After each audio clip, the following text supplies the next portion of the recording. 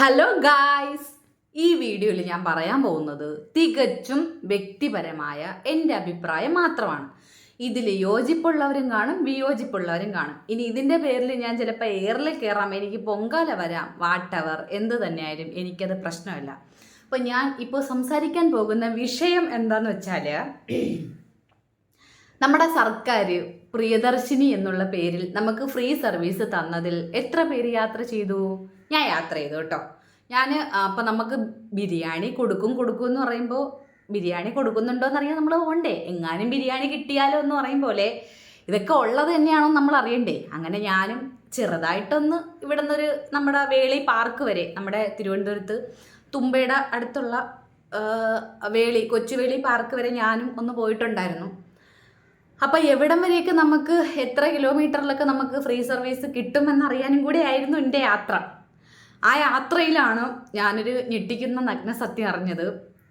ഇത് മൊത്തം ഉടായിപ്പാണ്. എന്ന് വെച്ചാൽ നമുക്ക് ടിക്കറ്റ് വാങ്ങിയെന്നല്ല കേട്ടോ. മുഴുവൻ കേൾക്കുന്ന മുമ്പേ എന്നെ എയറിൽ കയറ്റരുത്. ഞാൻ ഉള്ള കാര്യങ്ങൾ ഒന്ന് വെടിപ്പായും ശക്തമായും വ്യക്തമായും ഒന്ന് പറഞ്ഞോട്ടെ. അത് പറയുന്നത് കേൾക്കാൻ നിങ്ങൾ മനസ്സ് കാണിക്കും എന്ന് ഞാൻ വിചാരിക്കണോ. അപ്പോൾ സ്കിപ്പ് ചെയ്ത് പോകരുത്, മൊത്തം കാണണം, റിക്വസ്റ്റ് ആണ്. കാരണം കുറച്ച് കാര്യങ്ങൾ എനിക്ക് പറയണം എന്ന് തോന്നിയത് കൊണ്ട് ഞാൻ വന്ന് സംസാരിക്കുന്നതാണ്. അപ്പോൾ നമുക്ക് തന്നിരിക്കുന്ന ബസ് പ്രിയദർശിനി ആരാണ്? ഇന്ദിരാ പ്രിയദർശിനി എന്നാണ് ഇന്ദിരാഗാന്ധിയുടെ മുഴുവൻ പേര്. അപ്പോൾ അതാണ് പ്രിയദർശിനി എന്ന് പറഞ്ഞ് നമുക്ക് ബസ്സുകൾ തന്നത്.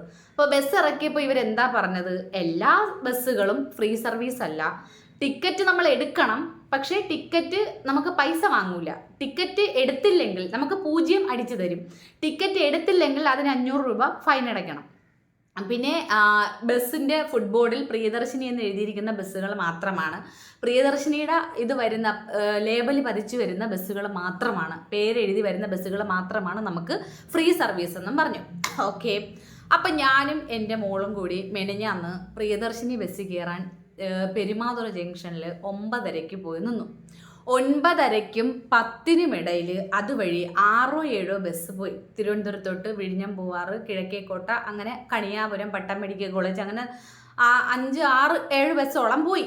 ഈ പോയ ബസ്സുകളൊന്നും പ്രിയദർശിനി അല്ലായിരുന്നു. ഓരോ വെള്ള ബസ് വരുമ്പോഴും, കാരണം ഇവർ പറഞ്ഞിട്ടുണ്ടായിരുന്നത് ഓർഡിനറി ബസ്സുകൾ. അപ്പോൾ ഓർഡിനറി എന്ന് പറയുമ്പോൾ നമുക്കറിയാം, വെള്ള ബസ്, മറ്റേ വേണാട്, അനന്തപുരി ബസ്സൊക്കെയാണ് ഓർഡിനറി ബസ്സുകൾ. ഈ ഓർഡിനറി ബസ്സുകളാണ് പ്രിയദർശിനി എന്നുള്ള നെറ്റിപ്പട്ടവും കെട്ടിക്കൊണ്ട് വരുന്നത് എന്നാണല്ലോ നമ്മളടുത്ത് പറഞ്ഞിരിക്കുന്നത്. അല്ല, ആനവണ്ടിയാണല്ലോ KSRTC. അതാണ് ഞാൻ നെറ്റിപ്പട്ടം കൊണ്ട് ഉദ്ദേശിച്ചത്. അപ്പോൾ നെറ്റിപ്പട്ടം കെട്ടി വരുന്ന പ്രിയദർശിനിയെ നോക്കി നിന്ന ഞാൻ 1.5 മണിക്കൂർ നിന്നിട്ടാണ് എനിക്കൊരു പ്രിയദർശിനിയിൽ കയറാൻ പറ്റിയത്. നമ്മുടെ യാത്ര ഒന്ന് എക്സ്പീരിയൻസ് ചെയ്യണമല്ലോ. തമിഴ്നാട്ടിലൊക്കെ ഏത് ബസ്സിൽ കയറിയാലും ഫ്രീ ടിക്കറ്റാണ്, ചെന്നൈയിലൊക്കെ സ്ത്രീകൾക്ക്. പിന്നെ ഇന്ന ബസ്സൊന്നുമില്ല, ഏത് ബസ്സിൽ കയറിയാലും ഫ്രീ ആണ്. ഞാൻ യാത്ര ചെയ്തിട്ടുണ്ട്, എനിക്ക് അനുഭവമുണ്ട്. അപ്പോൾ ഇവിടെ മാത്രം പ്രിയദർശിനി ആണല്ലോ. അപ്പോൾ പ്രിയദർശിനിക്ക് വേണ്ടി 1.5 മണിക്കൂർ വെയിറ്റ് ചെയ്തു. അതൊക്കെ പോട്ടെ, ഈ ഓർഡിനറി ബസ്സുകളിലാണ് നമ്മൾ പ്രിയദർശിനി ബോർഡ് നമ്മൾ നോക്കുന്നത്. വെള്ള ബസ്സുകളിൽ എല്ലാ ഓർഡിനറി ബസ്സുകളും ഇന്ന് നെറ്റിയിൽ തലക്കെട്ട് എഴുതി വെച്ചേക്കുന്നു, സിറ്റി സൂപ്പർ ഫാസ്റ്റ്. ബലേ ഭേഷ്, അടിപൊളി. മനസ്സിലായോ? അതായത് എല്ലാ ഓർഡിനറി ബസ്സുകളെയും, വൈറ്റ് ബസ്സുകളെ, വെള്ള ബസ്സുകളെയും, വേണാട്, അനന്തപുരി ബസ്സുകൾക്ക് നെറ്റിയിൽ നമ്മൾ പനി വരുമ്പോൾ ഈ വെള്ള തുണി ഇങ്ങനെ നനച്ച് വെക്കും പോലെ ഒരു പട്ടം അങ്ങോട്ട് പതിച്ചു വെച്ചു കൊടുത്തിരിക്കുന്നു, ഫാസ്റ്റ് ബസ്. അപ്പോൾ ഈ പ്രിയദർശിനി എന്നും പറഞ്ഞ് വിരലിൽ എണ്ണാവുന്ന എത്രയോ ബസ്സുകൾ ജനങ്ങളെ പറ്റിക്കാൻ വേണ്ടി ഇവർ ഇറക്കിയിട്ടുണ്ട്, അത് സത്യമാണ്. പക്ഷേ ഒരു പ്രിയദർശിനി ബസ് നമ്മൾ കയറണമെങ്കിൽ ഒരു 10 ബസ്സോളം നമ്മളെ പാസ് ചെയ്ത് പോകണം. അത്യാവശ്യമായിട്ട് എവിടെയെങ്കിലും ഒരു ഹോസ്പിറ്റൽ കേസൊക്കെ ആയിട്ട് പോകാൻ നിൽക്കുന്ന ആൾ പ്രിയദർശിനിക്ക് വേണ്ടി വെയിറ്റ് ചെയ്യുമോ? ഇല്ല. എമർജൻസി ആയിട്ട് നിൽക്കുന്ന ആരും പ്രിയദർശിനി ഫ്രീ ആയിട്ട് വരട്ടെ, ഞാൻ പ്രിയദർശിനിയിലേ പോകൂ എന്നാരും വെയിറ്റ് ചെയ്യൂല എന്ന് സർക്കാരിന് നല്ലതുപോലെ അറിയാം. കാരണം എൻ്റെ കൂടെ നിന്ന് സകല ആൾക്കാരും പല ബസ്സുകളിൽ പൈസ കൊടുത്ത് പോകുന്ന പട്ടം മെഡിക്കൽ കോളേജ്, വിഴിഞ്ഞം, പൂവാറ്, അങ്ങനെ തിരുവനന്തപുരത്തോട്ട് പോകുന്ന കിഴക്കേക്കോട്ട ബസ്, എല്ലാത്തിനും പൈസ കൊടുത്ത് കയറി പോകുന്ന ബസ്സുകളിൽ തന്നെയാണ് പോയത്.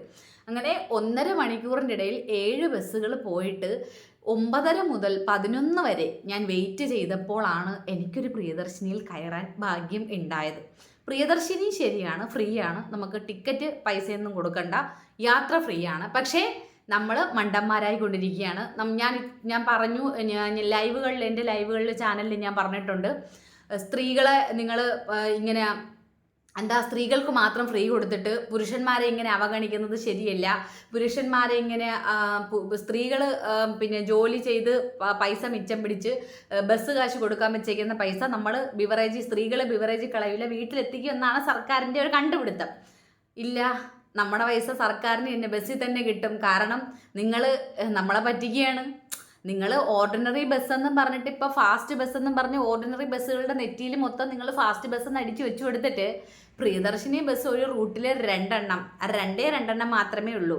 ആ 2 അല്ലെങ്കിൽ 3 ആ 3 ബസ്സിന് വേണ്ടി ആരും കാത്തു നിൽക്കില്ല എന്ന് സർക്കാരിനറിയാം. പറഞ്ഞു വാക്കവർ പാലിച്ചു. പറഞ്ഞ വാക്കവർ പാലിച്ചു. പ്രിയദർശിനി ബസ്സുകൾ, ഇന്ദിരാ പ്രിയദർശിനിയുടെ പേരിൽ ബസ്സുകൾ ഫ്രീ സർവീസ് നടത്തും. പക്ഷേ നിങ്ങൾ വിചാരിക്കുന്ന സമയത്ത് നിങ്ങൾക്ക് ഫ്രീ ബസ് കിട്ടൂല. നിങ്ങൾക്കൊരാവശ്യത്തിന് നിങ്ങൾക്ക് പോകേണ്ട സ്ഥലത്ത് നിങ്ങൾ പോകണമെങ്കിൽ കാശ് മുടക്കി തന്നെ പോകണം. പിന്നെ എന്തിനാണാവോ ഈ ഫ്രീ സർവീസ് ചോദിക്കുന്നില്ല. കാര്യം ചോദിച്ചു കഴിഞ്ഞാൽ നീ സർക്കാരിനെ ചോദ്യം ചെയ്തു, നീ ആരാണ് സർക്കാരിനെ ചോദ്യം ചെയ്യാൻ? ഞങ്ങളുടെ പദ്ധതികൾ ഞങ്ങളിങ്ങനെ വലിയ പുനരുദ്ധാരണ പദ്ധതികൾ, പുനരുദ്ധാരണം തന്നെയാണ്, വലിയ നവീകരണ പദ്ധതികൾ നമ്മൾ കൊണ്ടുവരും. ഇതൊക്കെ ചോദ്യം ചെയ്യാൻ നിങ്ങളൊക്കെ ആരാണ് എന്ന് ചോദിച്ചാൽ ഞാൻ ചോദ്യം ചെയ്യും. കാരണം ജനാധിപത്യ രാജ്യമാണ് ഇന്ത്യ, റിപ്പബ്ലിക് ആയിട്ടുള്ള രാജ്യമാണ് ഇന്ത്യ. അതായത് ഏറ്റവും വലിയ ജനാധിപത്യ രാജ്യമാണ് ഇന്ത്യ. അപ്പം ഈ ഇന്ത്യയിൽ, ഈ സ്വതന്ത്ര ഇന്ത്യയിൽ ജനങ്ങൾക്ക് വേണ്ടി ജനങ്ങളാൽ തിരഞ്ഞെടുക്കപ്പെട്ട ജനപ്രതിനിധികളാണ് നമ്മുടെ ഭരിക്കുന്നത്. അതാണ് ജനാധിപത്യം.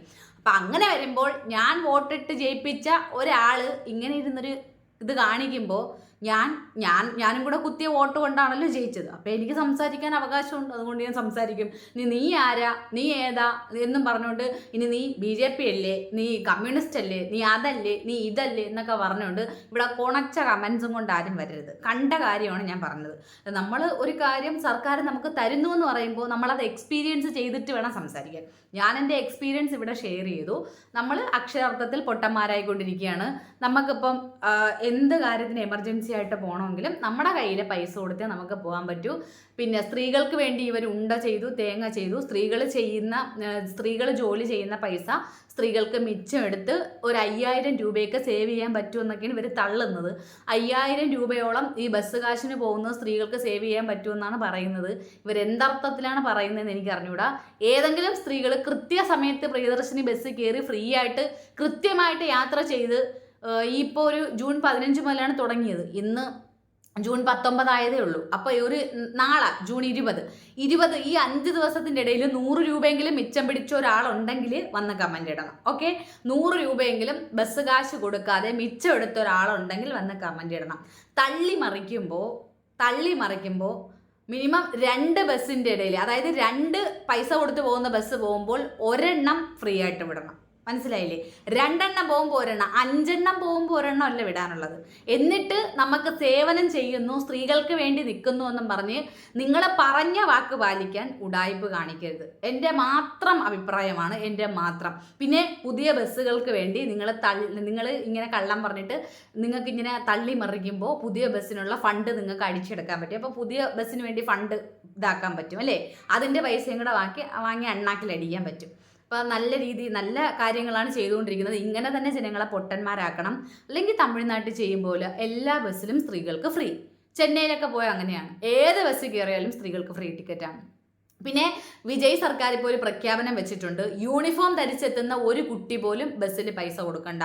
യൂണിഫോം ധരിച്ചെത്തുന്ന, ഇവിടെ നമ്മുടെ ബസ് കയറി സഞ്ചരിക്കുന്ന മക്കൾ ഇവിടുന്ന് പള്ളിത്തുറ സ്കൂൾ വരെ, തിരുവനന്തപുരം ഇവിടുന്ന് ഇവിടെ പെരുമാത്ര ജംഗ്ഷനിൽ നിന്ന് പള്ളിത്തുറ, നമ്മുടെ APJ അബ്ദുൽ കലാം സാറ് വന്ന സ്കൂളാണ് പള്ളിത്തുറ സ്കൂൾ. ആ സ്കൂളിൽ വരെ പോകാൻ കുട്ടികൾ രാവിലെ പോകാൻ വേണ്ടി കയറുന്ന കുട്ടികളുടെ കഷ്ടപ്പാടൊന്ന് കണ്ടു നോക്കണം. ഒരു കൺസെഷൻ ടിക്കറ്റ് കൊടുത്തിട്ട് ആ കൺസെഷൻ അവർക്ക് ഒരു പിച്ച കൊടുക്കും പോലെ സർക്കാർ കൊടുത്തിട്ട് ആ കുട്ടികൾക്ക് നേരെ ഇരിക്കാൻ പറ്റത്തില്ല. ബാഗ് കൊണ്ട് കയറിയിട്ട് ഇരിക്കുന്ന ആൾക്കാരുടെ നേരെ ബാഗ് നീട്ടി ആൾക്കാർ ബാഗ് വാങ്ങിക്കത്തില്ല. ആ കുട്ടികൾ അത്രയും ബാഗും തൂക്കി ഒരു അരമണിക്കൂറോളം നിന്ന് കാല് ഒടിഞ്ഞ് മുട്ട് മടങ്ങി അവർ കൺസെഷൻ എടുത്തു പോകുന്നു. ഈ വിജയ് സർക്കാർ പ്രഖ്യാപിച്ചതുപോലെ യൂണിഫോം ഇട്ട് വരുന്ന ഏതൊരു കുട്ടിക്കും ഫ്രീ സർവീസ് എന്ന് പ്രഖ്യാപിക്കാൻ നമ്മുടെ സർക്കാരിന് കഴിയുമോ? എൻ്റെ ഒരു ചോദ്യമാണ്. യൂണിഫോം ഇട്ട് വരുന്ന പഠിക്കുന്ന കുട്ടികൾക്ക് കൊടുക്കൂ. നിങ്ങൾ ഈ അണ്ടനെയും അടകോടനെയും ആഭാസനെയൊക്കെ നിങ്ങൾ ജയിലിൽ നിന്ന് ഫുഡ് കൊടുത്ത് കൊഴുപ്പിച്ച് പുറത്തിറക്കുന്നുണ്ടല്ലോ. യൂണിഫോം ഇട്ട് പഠിക്കാൻ പോകുന്ന ഇനി വളർന്നു വരുന്ന കുട്ടികൾക്ക് എന്തെങ്കിലും സേവനം ചെയ്യൂ. ഇപ്പോൾ റിപ്പർ ജയാനന്ദൻ എന്ന് പറഞ്ഞ് 6 കൊലപാതകം ചെയ്ത ഒരാൾ ജയിലിൽ നിന്ന് ഇറങ്ങിയിട്ടുണ്ട്. സിനിമാ നടനെ പോലെ നല്ല മുടുക്കനായിട്ട്, നല്ല സുന്ദരനായിട്ട്, സുന്ദര കുട്ടപ്പനായിട്ട്, ബിഫോർ ആൻഡ് ആഫ്റ്റർ ലുക്ക് വരെ ആൾക്കാരെടുത്തിട്ട് എഡിറ്റ് ചെയ്തിട്ടിട്ടുണ്ട്. നിങ്ങൾ ജയിലിൽ ഇത്ര നല്ല ട്രീറ്റ്മെൻറ്റ്, ഇത്ര നല്ല ഫുഡുമാണോ അവർക്ക് കൊടുക്കുന്നത്? എന്തായാലും അടിപൊളിയായിട്ടുണ്ട്. ജയിലിലെ കുറ്റവാളികളെ നിങ്ങൾ തിന്ന് കൊഴുപ്പിച്ച് വീണ്ടും നിങ്ങൾ പുറത്തോട്ട് ഇറക്കണം. കാര്യം സർക്കാരിന് അതുകൊണ്ട് പ്രയോജനമുണ്ട്. ഈ കൊലപാതകളെയൊക്കെ കൊണ്ട്, നല്ല മനുഷ്യരെ കൊണ്ട് സർക്കാരിന് പ്രയോജനമില്ല. കാര്യം നല്ല ആൾക്കാർ ഇതുപോലെ ചോദ്യം ചെയ്യും, നിങ്ങൾക്കെതിരെ സംസാരിക്കും അല്ലേ? അപ്പോൾ നിങ്ങളെ ചോദ്യം ചെയ്യുന്ന, നിങ്ങൾക്കെതിരെ സംസാരിക്കുന്ന ആളുകളെയൊക്കെ നിങ്ങൾ എങ്ങനെയെങ്കിലും ഒതുക്കാൻ നോക്കും. ഇതുപോലുള്ള കൊലപാതകികളെ നിങ്ങളുടെയൊക്കെ ആവശ്യത്തിന് വേണ്ടി നിങ്ങൾ ഉരുട്ടിക്കൊഴുപ്പിച്ച് ഉരുട്ടിയെടുത്ത് ഇങ്ങനെ ഇതാക്കിക്കൊണ്ടിരിക്കും. അപ്പോൾ ഉളുപ്പും നാണവും മാനവും ഒക്കെ ഇച്ചിരി ലെവലേശം അടുത്തൂടെ പോയിട്ടുണ്ടെങ്കിൽ ഫ്രീ കൊടുക്കുന്നെങ്കിൽ പഠിക്കുന്ന കുട്ടികൾക്ക് കൊടുക്കുക. ഇതുപോലെ സ്ത്രീകൾക്ക് കൊടുക്കണമെന്ന് പറഞ്ഞ് സ്ത്രീകളെയും പറ്റിച്ച് പുരുഷന്മാരെ മൊത്തം താഴ്ത്തി കെട്ടി ഈ ഉടായ്പ് കാണിക്കാതെ കൊടുക്കുന്നെങ്കിൽ പഠിക്കുന്ന കുട്ടികൾക്ക് കൊടുക്കുക. ഓക്കെ? അപ്പോൾ ഇനി എനിക്ക് പൊങ്കാല വന്നാലും എന്ത് തേങ്ങ വന്നാലും നോ പ്രോബ്ലം. പൊങ്കാല ഇടുന്നവരിട്ടോ, ഞാൻ സന്തോഷത്തോടെ വാങ്ങിക്കും.